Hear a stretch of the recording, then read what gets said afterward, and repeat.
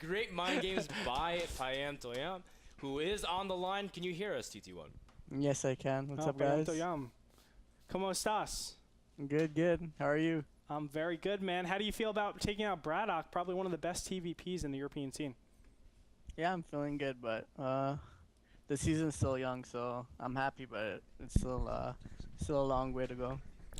Definitely. So let's talk about your style a little bit. I don't know if you actually got to listen to what I was saying, but I was saying that you have a very abusive style.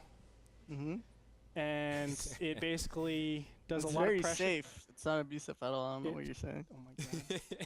TT1, What are you we have talking this about, discussion man? every single time. You're abusive. You are one of the most abusive Protoss I ever Dude, I sit on 2 bases for so long. I know. This is like the safest style you can do. You just delay your third, and instead you upgrade. Take your third a bit later, so you don't get like overextended by medevac drops and harass at the third base and stuff like that. So once you take your third, your army is really strong, and then it's easy to defend. And Bratok, his mistake was he upgraded really late. You have to keep up with Protoss against the style, and he didn't do that, so he lost the game. So, I mean, we saw that constant trend happen in all 3 games. Would you say just the upgrade wars is where Bratok really lost out, and you identified that quickly? Yeah, mostly. Well, it's really hard to do dropship harass, medevac harass against the style, because I don't have a lot of areas to defend, so you have to take your advantage from somewhere, and his advantage was supposed to be like in upgrades, and he could have taken his third base a bit faster as well, but he didn't do either. Like in the first game was really bad by me. Like I think I had a good advantage, but then when I pushed out and then he harassed with his Manchus and his dropship, then I kind of fell apart. I didn't have any units to defend, and then he just brought his units back to his main base, and he defended my push. So my push didn't do anything, and I lost a lot of economy. If that didn't happen, I think I would have won the game.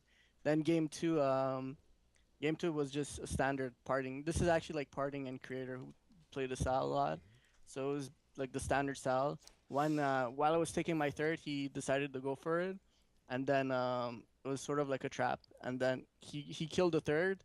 I canceled it, and then I just picked off a lot of medevacs, and he had no upgrades, so I just rolled him.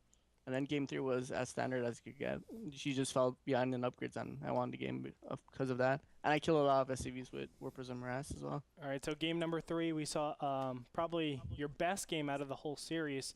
I don't think there was a single point where I felt you were behind, actually, going your build and actually being able to Warp Prism harass untouched, not running into any Marines and Marauders. That's always nice to have happen.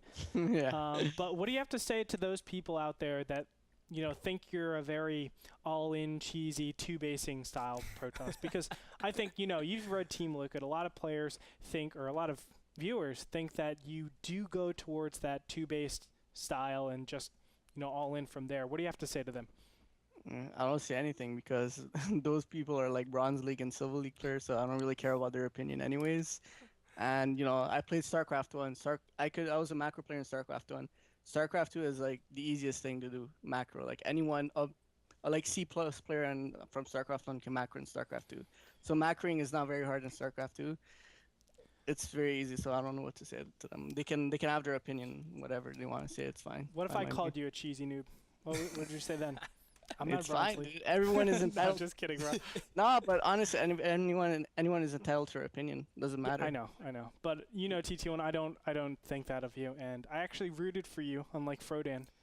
I said you were gonna win 2-1 against Bratok. Yeah, but but Bratok is really good. I know. He's like, but don't I get a little credit, TT1, for saying it's a 2-1 advantage? You said you let him down so many times. You had to say that though, because if you didn't, the next time we would have met, would have been on, man. Every match that I play in, you have to root for me. You can't go against me, even if I'm playing Puma. You have to pick me. TT1, thank you so much. Wait, are you gonna pick me against Puma? What?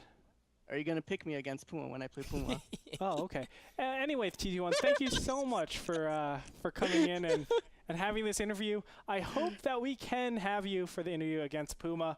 I highly doubt it. Do you have any shout-outs before we end this interview?